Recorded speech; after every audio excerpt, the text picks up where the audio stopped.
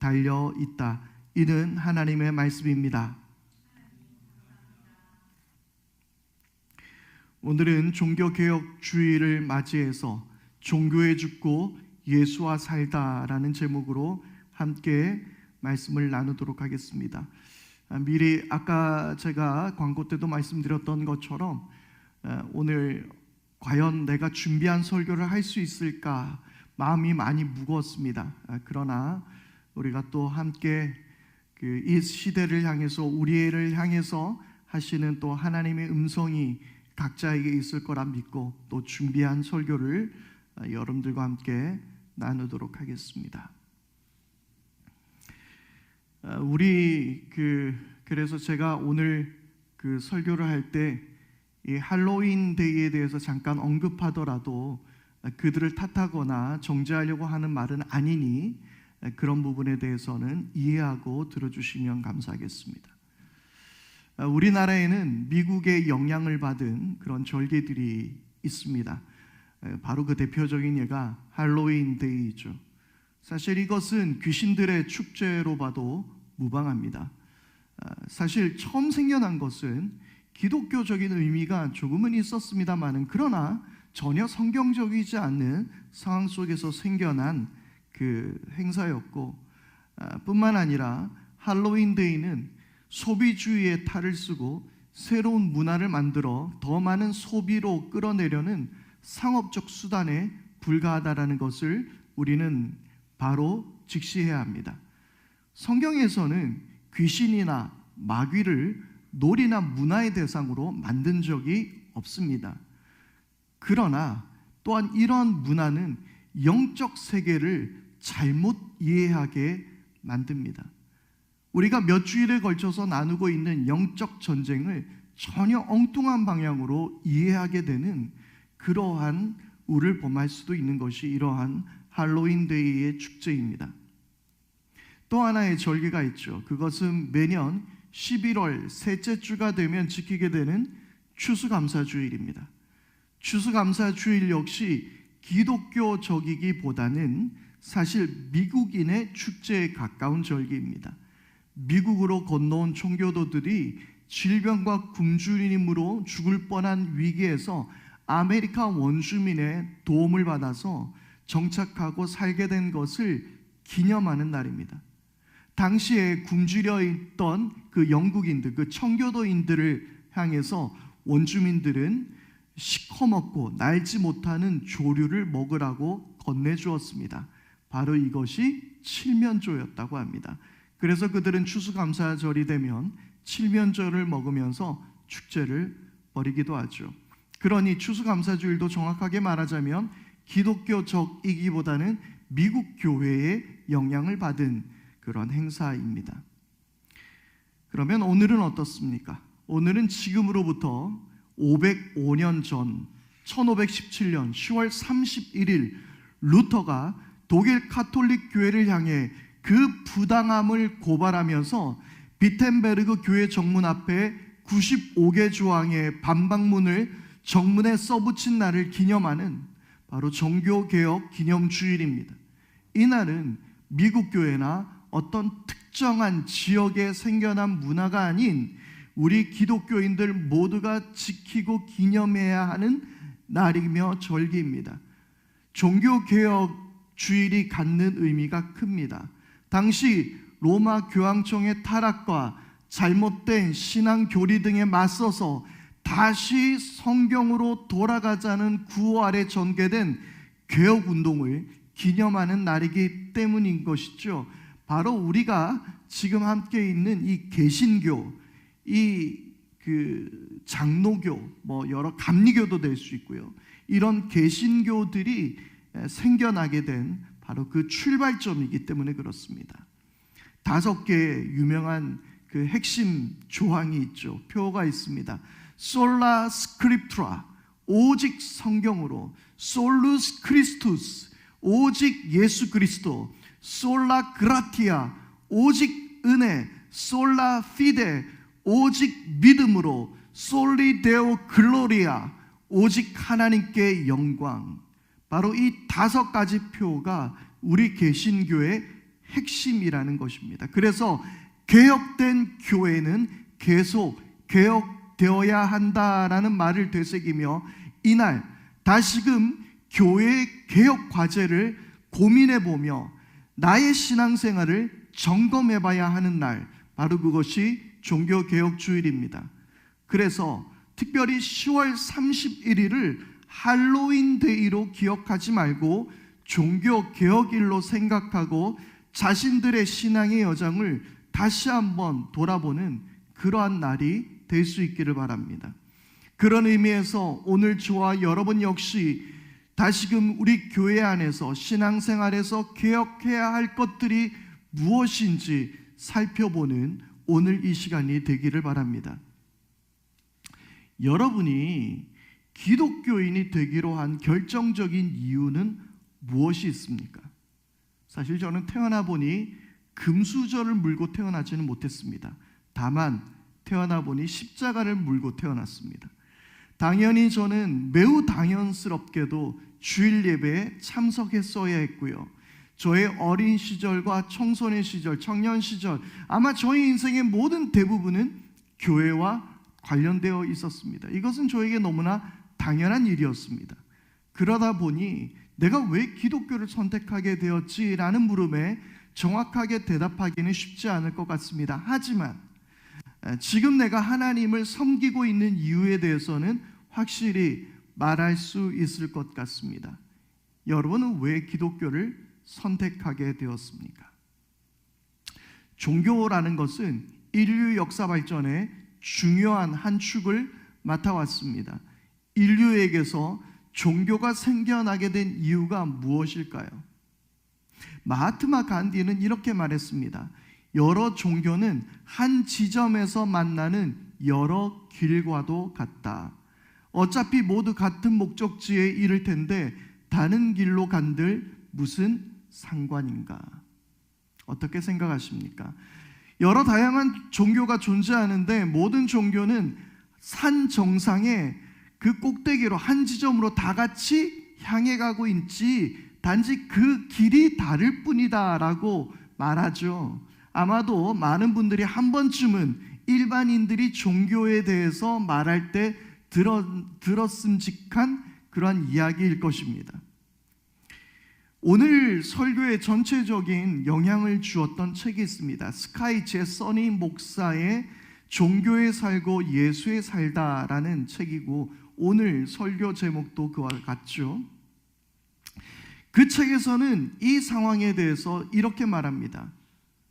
그 이야기에 이 제서니 목사는 반대합니다. 모든 종교는 두려움이라는 하나의 출발점에서 시작한다는 거예요. 그 길이 다른 것이 아니라 첫 출발점이 같다는 것입니다. 그게 두려움이라는 거예요. 하지만 점점 간격이 벌어져 결국은 서로 완전히 다른 곳에 이른다. 어떤 길은 평화롭고 어떤 길은 폭력적이다. 어떤 종교는 화합을 추구하고 어떤 종교는 불화를 조장한다. 어떤 이들은 신을 믿고 어떤 이들은 이성에 희망을 건다라고 말하고 있습니다. 그러니까 종교가 생기게 된 원인이 하나에서 출발해서 결국에는 여러 갈래로 다른 지역을 향해서 마치 그 산 정상의 꼭대기가 거꾸로 된 듯한 그림을 생각해 볼 수 있다는 이야기죠. 여러분 이 말에 동의하십니까? 그 예로 이런 이야기를 하더라고요. 우물이 하나뿐인 사막에서 두 부족을 상상해 보십시오. 타는 목마름이 두려운 두 부족은 서로 그 우물을 통제하려고 할 것입니다. 그런데 한 부족이 우물을 독차지하는 것은 곧 다른 부족의 죽음을 의미하게 되는 것이죠. 서로 우물을 더 철저하게 통제하려 들수록 두려움이 줄어들기는커녕 오히려 배가 되는데요. 이 두 부족은 탈수증의 두려움뿐만 아니라 전쟁까지도 두려워하게 되었습니다. 바로 이러한 배경에서 종교가 탄생한다는 거예요. 통제불능의 세상을 마치 통제할 수 있는 것으로 이 종교가 사람들에게 받아들여지기 시작한다는 것입니다. 종교란 것이 내가 통제할 수 없는 세상의 위험으로부터 통제 가능하게 만들어줄 수 있을 것이라 생각하게 만들게 됩니다. 그런데 여러분 어떻습니까? 한편으로 생각해 보면 지금 우리가 기독교를 선택하고 예수를 믿는 것과 그리 다르지 않을 것 같다라는 생각도 해보게 됩니다. 우리는 하나님을 믿는다고 말하면서 한편으로는 우리는 하나님을 이용하려 들고 있기 때문이죠. 하나님을 내 마음에 평안을 주시는 분, 문제가 생겨나면 해결해 주시는 슈퍼맨, 어디선가 누군가의 무슨 일이 생기면 짜짜짜짜짜짠가 네 그런 노래가 있어. 네. 그러한 것을 하나님으로 우리는 생각하고 있지는 않습니까? 거기다가 사후 보장까지 확실한 존재로 우리는 하나님을 여기고 있을 수 있습니다. 이 땅에서 우리를 지켜주다가 죽고 난 이후에 지옥불이 아닌 천국까지 간다고 하니 이 얼마나 좋은 선택이겠습니까? 어느 무신론자인 과학자 한 분이 죽기 전에 예수님을 영접했다고 합니다. 그래서 어떤 사람이 찾아가서 아니 당신과 같은 무신론자가 어떻게 하나님을 영접하게 되었습니까? 예수님을 영접할 수 있게 되었습니까? 라고 물어봤습니다. 그랬더니 이렇게 대답하더라는 겁니다. 이 또한 여러 가능성 중에 하나가 아니겠는가? 여러 개 일단 보험을 들어놓고 하나 걸리면 다행이라는 이야기죠. 여러분들은 예수님을 영접한 이유가 무엇입니까? 계속해서 제가 이 질문을 되풀이하고 있죠. 여러분 혹시 여러분들 가운데 천국 가기 위해서 예수님을 믿으십니까? 그렇다면 이 물음에도 대답할 수 있어야 합니다. 천국에 예수님이 계시지 않아도 천국에 가면 좋으시겠습니까? 존 파이퍼는 이렇게 말합니다. 천국에 그리스도께서 계시지 않아도 행복해할 사람들은 그곳에 가지 못할 것이다. 제서리 목사는 앞선 책에서 이렇게 말합니다. 하나님이 계시지 않은 천국은 천국이 아니다. 예수님은 천국이 아닌 하나님을 갈망하라고 말씀하셨다. 그래서 그분이 주신 가장 큰 계명은 내 마음을 다하고 목숨을 다하고 뜻을 다하고 힘을 다하여 주 너의 하나님을 사랑하라 이다. 하지만 알지 못하는 분을 어떻게 사랑할 수 있는가? 보지도 못한 분을 어떻게 갈망할 수 있는가라고 말합니다. 여러분 천국에 가고 싶으시죠? 그렇습니다. 하지만 우리 마음속에 한번 질문해 봐야 합니다. 예수님이 계시지 않은 천국도 가고 싶은 건가? 우리는 죽음에 대한 막연한 두려움으로 예수님을 믿고 있는 것은 아닙니까? 우리는 도대체 왜 예수님을 믿고 있는 것일까요? 우리의 소비주의를 위한 조력자이거나 꿈을 이룰 수 있는 삶을 지혜롭게 살기 위한 지침으로 기독교인으로 살아가고 있지는 않으십니까? 오늘 종교개혁주의를 통해서 자신에게 정직하게 이 물음을 던져봐야 할 것 같습니다. 그래도 신앙의 경륜이 오래되거나 이런 것들에 대해서 방금 말씀드렸던 그런 것들에 대해서 부정적인 견해를 갖고 계신 분들도 계실 겁니다. 그러면서 이야기합니다. 나는 오직 주님께 쓰임받기 위해서 살아갑니다. 이 세상을 변화시키기 위해서 나는 예수님을 믿습니다 라고 말합니다. 그런데 앞선 책에서 제서니 목사는 그 반대의 경우도 생각해 봐야 한다라고 말합니다. 많은 사람들은 하나님께 쓰임받고 세상을 변화시키고 영향력 있는 인물이 되어야 한다라고 말합니다. 그런데 물론 저 역시도 제 아이가 영향력 있는 사람이 되었으면 좋겠습니다. 하지만 그것은 저의 욕심일 뿐이죠. 그러면 교회에 있는 더 많은 수의 영향력 없이 살아가는 사람들은 실패자일까요? 사업에 실패하고 빚더미에 앉았고 때로는 가정이 파괴되었으며 이혼하고 실직자의 삶을 사는 보이지 않는 이들은 하나님께 영광이 되지 못하는 이들일까요? 소위 이들을 바라보며 저 사람은 은혜가 안 돼 라고 말하는 사람이 아닐까요? 여러분, 은혜가 안 된다, 저 사람은 은혜가 안 돼, 저렇게 살면 다른 사람들한테 은혜가 안 돼, 은혜가 안 된다라는 말이 얼마나 모순적이며 폭력적인 말입니까? 은혜가 무엇입니까? 은혜는 값없이 주시는 하나님의 선물입니다. 은혜는 오직 하나님이 주시는 거예요. 우리 따위가 은혜가 안 된다고 말할 수 있는 그런 것이 아닙니다. 어디 감히 은혜가 되냐 안 되니 우리가 판단합니까? 은혜는 하나님이 주시는 거예요. 간증은 어떻습니까? 늘 성공한 사람들의 이야기예요. 그러나 인생이란 것이 늘 간증자들이 받은 복이 나에게는 임하지 않는다는 것을 너무나도 우리는 잘 알게 됩니다. 인생이란 케바케입니다. 케이스 바이 케이스죠. 위험 속에서 구조를 받은 사람의 간증이 있습니다. 어려운 가운데서 기도했더니 하나님께서 사업을 번창케 해주셨다라는 간증이 있습니다. 그러나 더 많은 이들은 기도하다가 목숨을 잃기도 합니다.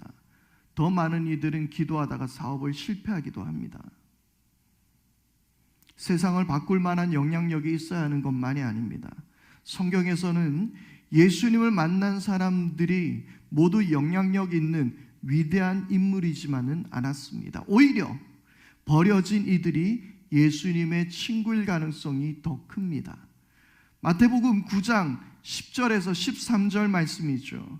예수께서 집에서 음식을 드시는데 많은 세리와 죄인이 와서 예수와 그 제자들과 자리를 같이 하였다. 바리새파 사람들은 이것을 보고 예수의 제자들에게 말하였다. 어찌하여 당신네 선생은 세리와 죄인과 어울려서 음식을 드시오? 예수께서 그 말을 들으시고 말씀하셨다. 건강한 사람에게는 의사가 필요하지 않으나 병든 사람에게는 필요하다. 너희는 가서 내가 바라는 것은 자비요 희생 제물이 아니다 하신 말씀이 무슨 뜻인지 배워라. 나는 의인을 부르러 온 것이 아니라 죄인을 부르러 왔다. 주님은 영향력 있는 사람을 찾는 것이 아니라는 것이죠. 교회 안에서요, 제일 많은 인기를 얻는 인물은, 성경의 인물은 누구일까요? 특히 청소년들일 경우에 그 인물들은 누구일까요? 요셉, 그리고 솔로몬, 다니엘, 아마 그 예가 될 것 같습니다. 하나같이 성공한 사람들의 이야기입니다. 그러나 성경을 자세히 들여다보면 그들은 하나같이 성공을 위해 또는 성공을 꿈꾸거나 영향력 인물이 되려거나 그렇게 애를 쓰며 살지 않았다라는 것을 우리는 볼 수 있습니다. 요셉의 이야기를 해볼까요? 요셉은 우리가 꿈꾸는 자라고 말합니다. 그러면서 아이들에게 뭐라고 이야기합니까? 꿈을 꿔, 꿈을 가져, 꿈을 가지고 기도하고 열심히 공부하면 성공할 거야, 그렇게 이야기합니다. 그러나 요셉은 소년 시절을 제외한다면 한 번도 자신의 꿈에 대해서 말한 적이 없습니다. 성경 어디를 봐도 어린 적 꾼 꿈을 이루기 위해서 살았다라고 말하지 않습니다. 그는 그저 하나님을 경외하는 삶을 살았을 뿐입니다. 그리고 무엇보다 중요한 것은 요셉이 하나님을 위해서 어떻게 살았는가에 대한 이야기를 하는 것이 아니라 성경을 자세히 들여다보면 하나님이 요셉과 함께 하셨다라는 이야기가 이어지고 있다는 사실이죠. 그게 요셉의 이야기의 핵심입니다.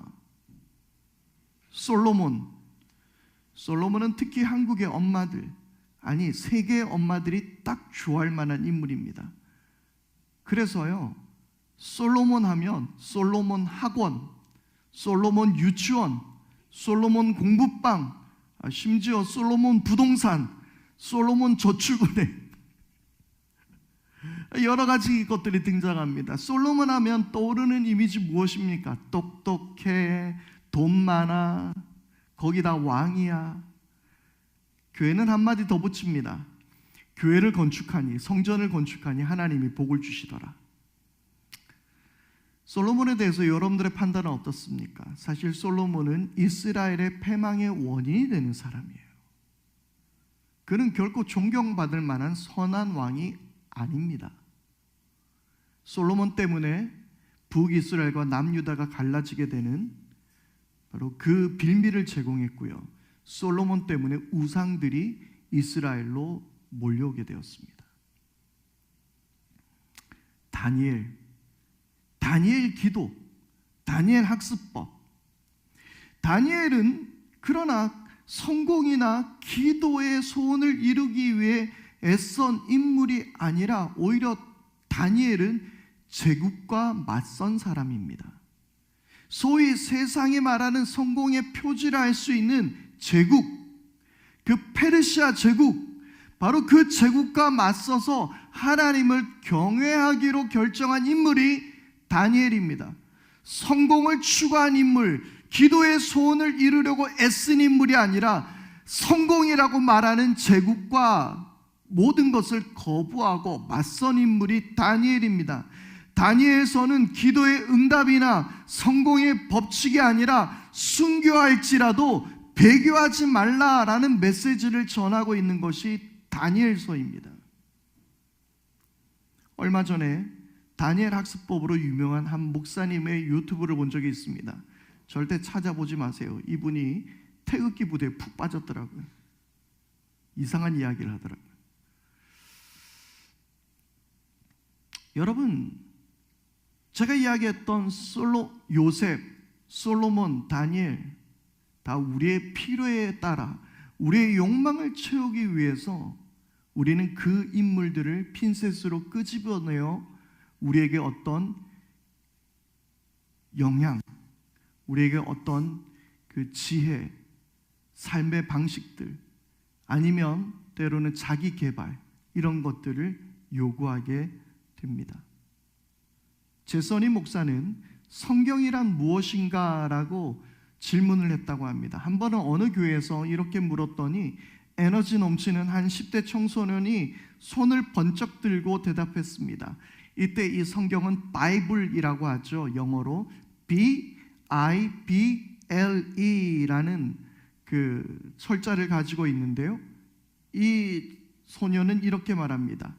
이 B를 따서 베이직, 그리고 I의 instruction, 그리고 B는 before, L은 living, 그리고 E는 earth라고 이야기해서 basic instruction before living earth. 무슨 말이냐면 이 세상을 떠나기 전에 삶을 위한 기본 지침, 이렇게 말을 했다고 해요.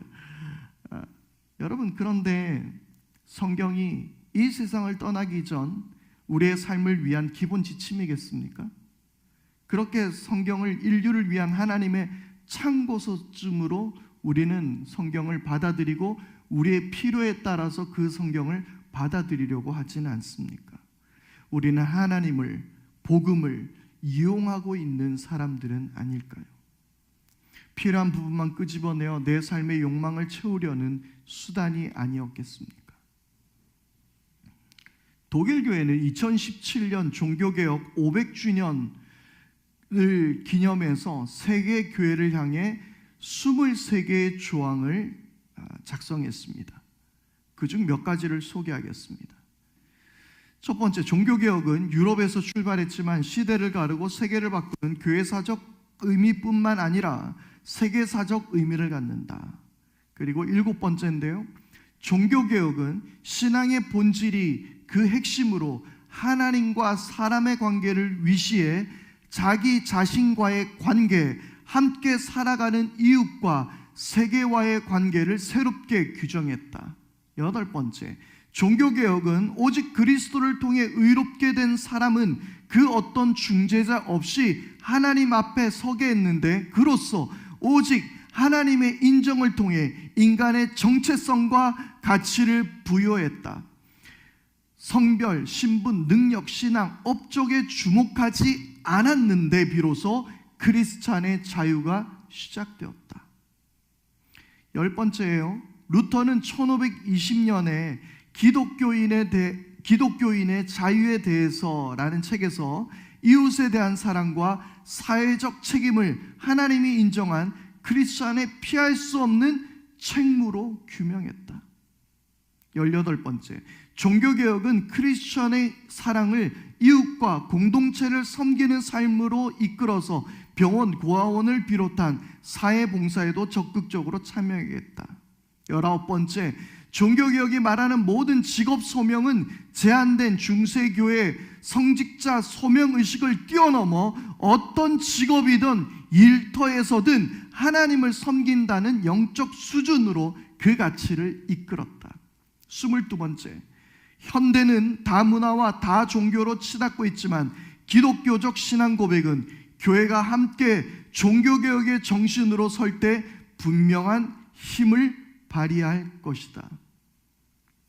종교개혁은 내 욕망의 도구로서의 기독교가 아닌 하나님 사랑과 이웃 사랑의 이중계명 안에서 하나님과 이웃 간의 온전한 관계를 이루어내는 것입니다. 교회 안에 갇힌 기독교가 아니라 각자의 부르심의 자리에서 영향력의 크기가 아닌 사랑과 섬김으로 세상을 변화시키며 살아가게 하는 것, 이것이 바로 종교개혁입니다. 하나님께 무언가를 얻어내는 것이 아니라 그것을 얻어내기 위해 무언가를 하는 것도 아니라, 여러분, 바로 그것이 뭐예요? 바로 종교개혁 이전에 일어났던 면죄부 판매였겠죠. 뭔가를 얻어내기 위해서 내가 하나님께 뭔가를 하는 것. 그것이라면 우리는 지금 온전한 하나님과의 관계 속에서 하나님을 사랑하는 것, 그것이 우리의 종교개혁입니다. 성경을 도구로 여기지 않고 그 말씀 앞에 온전히 서서 말씀 앞에 순종하며 하나님과의 깊은 사랑의 관계를 나누는 것, 그리고 하나님의 은혜를 누리며 살아가는 것, 그리고 그 은혜를 나누어 주는 것, 그것이 종교개혁이란 말입니다. 솔라 그라티아, 오직 은혜, 바로 그것입니다. 종교로서의 기독교를 과감하게 벗어버리고 예수로 인해 내 삶을 채우고 살아내는 것, 바로 이것이 오늘 우리가 이루어야 할 종교개혁입니다. 종교에 죽고 예수와 사는 삶, 그것이 바로 하나님 사랑과 이웃 사랑입니다. 오늘 말씀에서도 내 마음과 뜻과 정성을 다해서 하나님을 사랑하라. 그리고 둘째도 이와 같으니 내 이웃을 내 몸과 같이 사랑하라라고 주님 말씀하셨습니다. 우리의 종교개혁은 이것입니다. 우리가 하나님을 통해서 얻어내려는, 내 욕망을 채우려는, 나의 두려움을 없애려는 그러한 도구로서의 종교가 아니라 내가 뭔가를 해야 얻어낼 것 같은 그러한 도구로서의 종교가 아니라 하나님을 온전히 사랑해서 그분과의 깊은 사랑 속에 잠기며 하나님의 말씀을 따르며 또한 그 말씀하신 대로 이웃과 함께 온전한 관계를 이루며 살아가는 것, 이것이 기독교가 해야 할 일입니다. 케빈 드영이라는 사람은 이렇게 말했습니다. 하나님은 사랑받기 위해 세상을 창조하신 것이 아니다. 오히려 영원히 완벽한 관계와 기쁨을 나누며 사시는 성부와 성자, 성령 안에 항상 존재했던 완벽한 사랑이 밖으로 흘러넘쳐 세상이 창조된 것이다. 여러분, 하나님을 온전히 사랑하십시다. 성부와 성자와 성령이 온전히 교통하며 서로 사랑의 관계를 나누었던 것처럼 우리 속에도 그 사랑이 흘러넘쳐 하나님을 사랑할 수 있게 되기를 바랍니다. 나 무엇과도 주님을 바꾸지 않겠습니다. 다른 어떤 은혜 구하지 않겠습니다. 오직 나는 주님과의 깊은 사랑을 유지하며 살겠습니다. 그리고 그 사랑을 세상에 흘려보내겠습니다. 특별히 아픔을 당한 이 나라 가운데 저들 향해서 정죄하고 손가락질하는 것이 아닌 예수의 사랑으로 함께 울어주고 함께 위로할 그러한 한국 교회, 그러한 저와 여러분들이 될 수